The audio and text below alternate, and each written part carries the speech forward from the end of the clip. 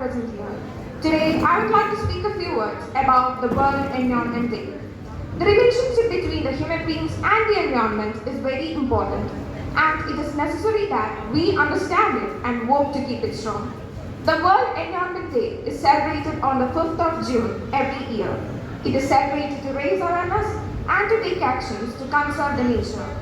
It was initiated in 1972 by the UN Assembly and has come a long way since. The concern for preserving the nature did not just start back then. People have been taking initiatives to do whatever is possible on their own to make life better for everyone by creating awareness about preserving the future.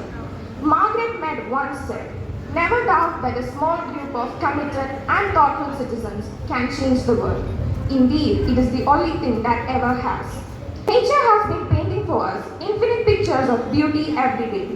According to John Ruskin, it is just that people fail to see what nature has to offer.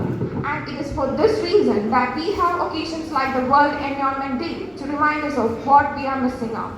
Planting a sapling, holding placards, shouting slogans, going on in a rally, all of this is definitely something, but not everything. Thus, I would like to conclude my speech by emphasizing the importance of our collective efforts in protecting the environment. Every small action contributes to a healthier future.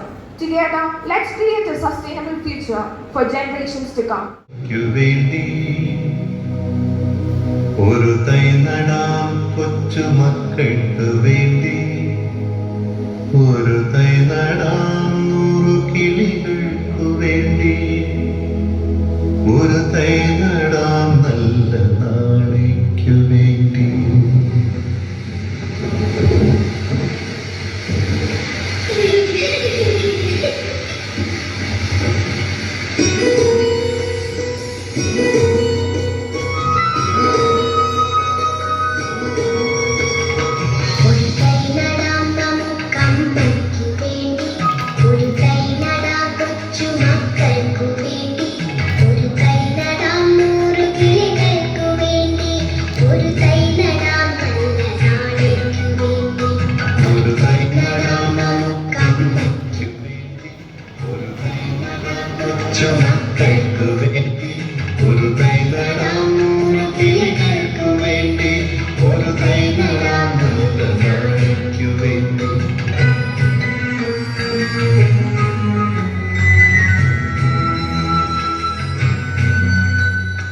ഇത് പ്രാണവായുവിനായി നടുന്നു, ഇത് മഴയ്ക്കായി തൊഴുതു നടുന്നു.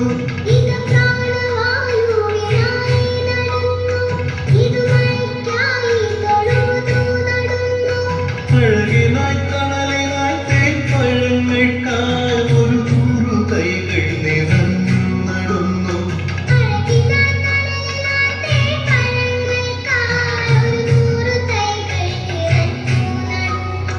അഴകിനായി തണലിനായി തേൻപഴങ്ങൾക്കായി ഒരു 100 തൈകൾ നിറഞ്ഞു.